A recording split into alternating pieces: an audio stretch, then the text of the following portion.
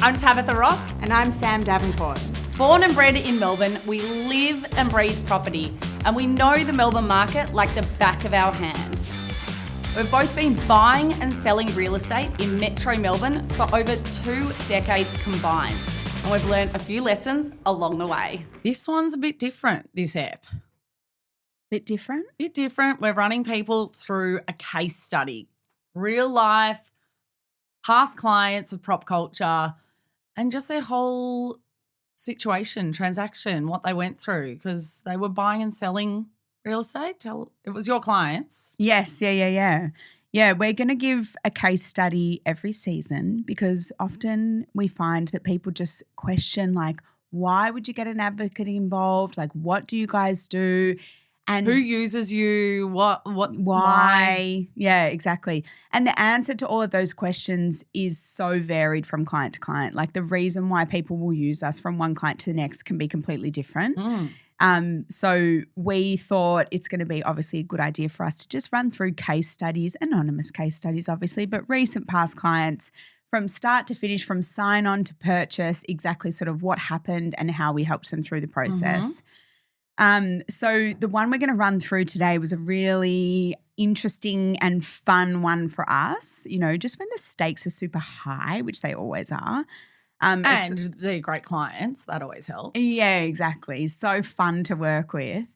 But we worked with this couple who were living in Elstonwick, in a beautiful home in Elstonwick, and they were looking to downsize that property. So they wanted to downsize it from a financial perspective, not necessarily from an accommodation perspective. Well, this is funny you say downsize because I recently had clients that called it right sizing, and I really love that term.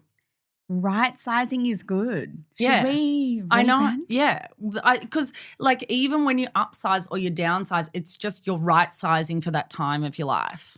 Yeah. Yeah, it's a new term. Yeah. And then you don't even need to specify whether it's up or downsizing. It's just right sizing. Okay, well, these guys were right sizing, and that can happen for so many different reasons for people. Like like I said, their family accommodation needs weren't changing, but they had, you know, lived in this property for a long time. Like I think it was about 15 years. Done a major reno, hadn't they? Done a major reno, a recent major reno for sale with this, you know, the selling process in mind. So it had been so beautifully executed, but they did it for sale. So often you don't see those two things happen hand in hand. But they met with us. We sat down and they met with us. Obviously, they were looking to purchase their next property. They had a very specific brief and scope in mind, a very small search area as well. So they knew their market like the back of their hand. They knew every sale that's happened in the last 2 years. They knew every real estate agent. They had relationships with all of them. They knew exactly what they were looking at and exactly what they thought property was worth. So why did they get a buyer's advocate involved? Tell me, Sam. Why did they? Well, it's interesting with these guys as an example for this because so many people think, you know, we're brought up in Australia to think, you know, you buy your own house. Yeah. It's totally normal. That's the standard. Well, that's what our parents did. That's what our parents did. Our grandparents did, and they made, you know, however much money. They owned it for 45 years. We transact a lot more property now than we used to, but these guys really valued the prospect of keeping their privacy intact. So they were known, they're well known, they're in the media, and the possibility of agents using that fact against them for in leverage. A negotiation for leverage on price. Even just the fact that, you know, going through open for inspections during open times with the agents there, with other buyers there, they just didn't want that fact to be used against them. So the fact that we were able to offer complete privacy, we never looked at a property outside of a private inspection, so just us with the agent there. And I think just not having a whole database of agents with their phone numbers, email addresses, contacting them every Monday, harassing them about what they thought of this property and that property. Do you want to look through this property? Oh, yeah, it's 4 suburbs away, but that's all right. It might fit your brief. Exactly. Yeah. The privacy factor for them was massive, and not their sort of, what do you call it? Their what is it? Not status. Their what? Their I don't know. I don't know the name, not their status or not their, like they're obviously known. Their celebrity, I don't know, used against them, who knows. But that is was a major factor for them, is having us involved, dealing directly with the agents. They had one point of contact through the process rather than an agent from this, from Chisholm and Gavin, an agent from McGrath, an agent from Jealous Craig. No, they're just dealing with us, and then we're dealing with the agents on their behalf. Obviously pre-inspecting all of the property for them as well, to ensure that it's not worth looking at or not worth wasting their time, which they have very little of. Sending through our walkthrough videos, and so often something that you may perceive to be a good fit on inspection is not quite right. Well, I think one of the ones you ruled out that they were really interested in at the time, didn't it? Wasn't it quite close to a commercial zone area or something? And, that was flagged by you as like a major, rule that one out. Yeah. I mean, there was one where it was a beautiful freestanding recently renovated period home, poorly done renovation on inspection. And on the neighbouring block, there was approved plans and permits with council for a set of townhouses. So 4 townhouses, which were all going to have windows overlooking your backyard. So, they want privacy in the property search process. What about in just living in the home, So that one we were able to rule out on their behalf pre-inspection as well, because we obviously double-checked that with council before we looked at it. But interestingly, with this type of client, we would normally work with them on both sides of that deal. So on the selling of their home in Elstonwick, and obviously on the purchase. Yeah. And the reason why we do that is because we like to have control over both sets of settlement terms, making sure that their best interests are in heart, are at the front of mind, and just making sure that we're only selling on terms that are going to also suit the purchase. I think of thinking about the whole process holistically. So taking into consideration the next steps, and because selling agents, they really only care to a certain degree about that part of the whole thing. So they're like, oh yeah, anytime's a good time to sell. And okay, well, if you don't have that buyer in the mix on 30 days, then you might get 50 grand less. And there's this fear mongering, and they just, don't consider that, okay, that couple's going to be homeless with their teenage kid and going to have to find an Airbnb that's going to be expensive and move their stuff into storage. And that's just not what they want. I think people, real estate agents always think like people want the maximum price for their property. And yes, they do, but they also don't want to then sacrifice all this money in their move. So you need to think about the whole thing holistically. And so when people come to us and they're buying and selling, that's exactly what we do. Yeah, we manage that process from both sides of the fence just to make sure that ideally, the ideal scenario, and really when you look back to like even just our last 10 deals where we've worked with a client on both the sale and the purchase, we align settlement every time. And yes, it can, we used to be known as sort of the unicorn of transactions. It's the ideal, it's one move. Yes, it's a very stressful day. Yes, there's a lot going on in the week leading up to those 2 settlements.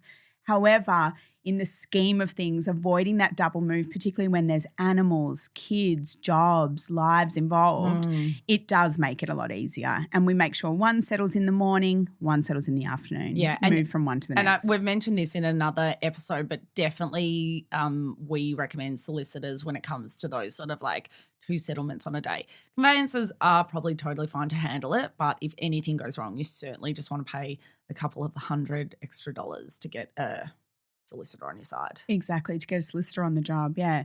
And so in meeting with these clients, when we first sat down and met with them, they had already engaged a real estate agent to sell their home. So we, as we do, just ended up advising them, loosely through that process anyway.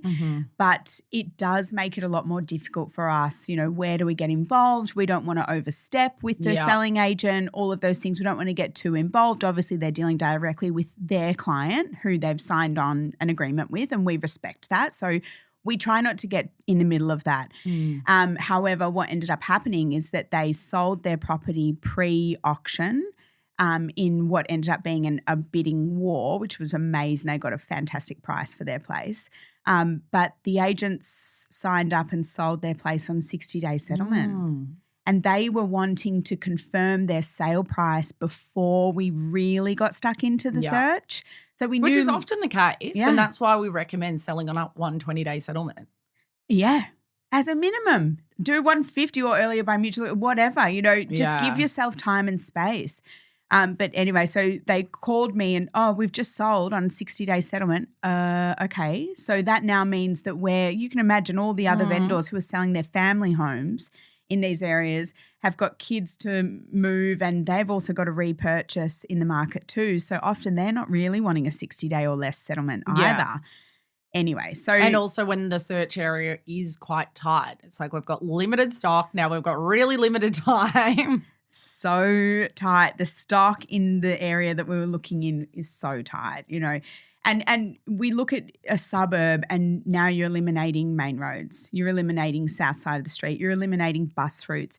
You're eliminating anything that backs onto anything commercial. You're left with a handful of possibilities. So when the right property came along, you know it. And you do not want to let it slip through your fingers. You do not want competition. Yeah. You want to go hard. So we went and had a look at it at its first open for inspection, and it was heavily underquoted. Not on purpose or, because the agent was trying to be shady or anything like that. It was literally a scenario of we don't know what this could go for. It was a 1990s townhouse, one of a pair, north-facing, massive block of land for the area, and really nice high ceilings, big rooms, lots of different living zones. It was a fantastic property. But there was one or two of the main spaces were unrenovated and one of the two of them were. So it was sort of half renovated. You can see why or how they were unsure of how much. Because if it's a stock standard Victorian single front, double front, you can sort of gauge that. The 90s townhouses, because there's not too many around, they are harder to value for sure. Exactly. So when we went through, we obviously, and I love going through a first open for inspection because as ex-selling agents, we know exactly what it looks like when you're going to have something fly. So there would have been, I think in the end they had 50 groups through the first weekend, so over the Saturday, Sunday. But we know, because of having sold so many properties, we know exactly what that means. And that means that the pricing is well under what it should be perceived, or what it is perceived as being by the market, and that 90% of those buyers that came through won't have the right money for it because they're going off the advertised price. So now we're sort of weeding through that up to that 10% who've been in the market. They know that it's underpriced and they know that they're going to go for it. So, another sort of open went by, came and gone. We'd by this time done our building inspection. We'd received the contract of sale and we'd had it reviewed. We were, had done our in-house property report. We were prepped. We were ready. We all wanted to buy the house. So we'd all decided, okay, this is the one, and now we need to bring this deal together. We need to close the deal. We need to eliminate the competition. We don't want to engage with going into some sort of a pre-auction, closed envelope, best and final situation. How are we going to manage this for our client? And that's just one example. And every agent is different. Every deal is different. Every set of circumstances is different. Every vendor is different. And as we often do, we had a really good, strong relationship with the selling agent, which meant we were able to get a lot of intel from her in relation to the vendor and this type of vendor that they were, their personality traits, what was going to appeal to them. Their motivations, all of these things. And in the end, we were able to secure this property with pre-auction negotiations after the property had been on the market for 6 days. Amazing. In a private negotiation between us and the vendor. And not even speaking to any other buyers. Didn't go back to any other buyer. That's amazing. Yeah. I think, we mentioned it right from the start, why people engage us. And I think this is one of the most underrated areas that, even if you're a lawyer or you negotiate for a living in various fields, like this is a different ball game, and closing a deal, negotiating, bringing it together, you need time in the game to understand all the different factors and to be able to speak the lingo that the real estate agents are and understand what the vendors are going through and the conversations the agents are having with that vendor. It's one of the most critical parts. So you can know all the agents in an area, you can know the area intensely, but still not be able to close a deal like you just showed in this scenario. Like on the market for one Saturday inspection, I mean, 90% of vendors just would not sell after that. Yeah. They would want to see at least a second Saturday. Yeah. No, I know. And that yeah, it's exactly that point of like I mean, look, we keep tabs on many markets in Melbourne real estate. So in terms of whether or not we're across every single sale that's ever occurred in an area, if we don't have a client currently looking in that area, we're not sifting through every single sale in every single suburb in Melbourne. It's when we've got a client, we're completely across all of that. But they had been tracking it for 2 years. They just knew everything. They knew every sale that had ever occurred, every agent in the area. They were getting calls directly from agents in relation to off-market property. But we were able to come in, give them that privacy, and then eventually close the deal in a completely private negotiation when there was 50 other buyers who'd already been through the property. Yeah. And like you would hate to be one of the other buyers going through that campaign because you didn't even get a chance to put in an offer or compete. And you were saying that this one got closed at like 10 o'clock at night, was it? Yeah, it was like crazy o'clock. And I reckon it would have been about 10 o'clock at night. I remember sitting outside in my courtyard, speaking to this agent with the vendor in the background. She was physically with the vendor. Oh my gosh. And I could hear them and it was just going off and it was so funny. It was a great deal. It was an awesome, awesome deal. Isn't this why we just love systems like Real-Time Agent, which is basically the DocuSign of real estate, that you can just flick it off at 10 o'clock at night and everyone can sign and can be done. And closed in like 2 minutes. Whereas back in the good old days when we started in real estate, we were taking 5 sets of paper contracts to auctions, signing them up. You know, people had to we would have to drive to vendors physically and buyers physically. I'll never forget like doing that one day, again, selling pre-auction for a client and going out to their house in like Box Hill North or something, then going down to Bayside to get the purchase to sign, then going back to Box Hill North to do the exchange. Oh my gosh. Oh my gosh. Yeah, because you have to exchange it, and this is what, that means that both parties get a fully signed copy of the contract. That's what exchanged means. Yeah. And that's what these systems do. So they can be done like in a split second, which is great. But some of the best deals I've been involved with get done at 10 o'clock. I remember I bought one pre-auction in Brunswick recently, and that we had a vendor that was over in like the Middle East or something or other. So he was only available at like 10 o'clock at night, and within 2 minutes we'd snapped it up without talking to any. But I'm kind of taking over your case study.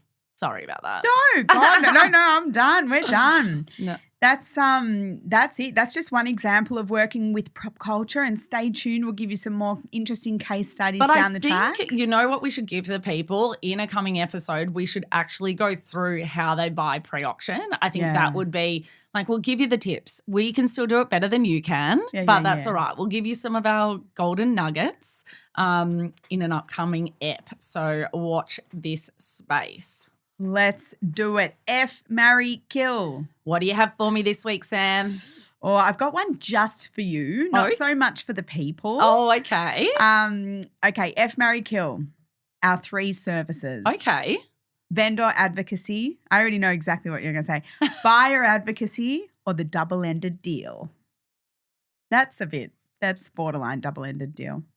What? Well, you know why.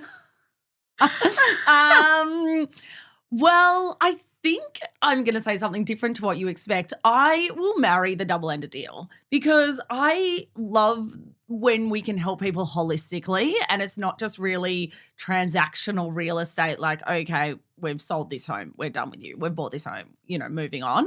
So I love that whole just helping people through this super stressful phase of their life. So I'm going to marry that. I'm obviously effing buyer advocacy because it's the OG. Like, I love it. And, whilst I can certainly see value in our vendor advocacy service. I left my real estate selling days and I'm happy just to deal with my buyers. So I'll probably kill that off. I know. And now I'm realizing that I can't kill any of them. So, you can't do that. That's not the thing. But what about if we add in bid only? No. I'll kill bid only. Which is another great service. Yeah. Bid only, but like that's where we add, in terms of being able to add value to clients, we need to be working with them from start to finish. Oh. I cannot get involved right when at the last minute. Oh, and they've already spoken to the agent throughout inspecting this property that they've bought to us and they just want us to help secure it. I mean, we certainly can, but you've probably disclosed too much information to the agent that we wouldn't have necessarily wanted you to disclose. So, But look, that wraps up another season of the Prop Culture Podcast. Thanks for listening in. We hope you've enjoyed and we can't wait to bring you season 3.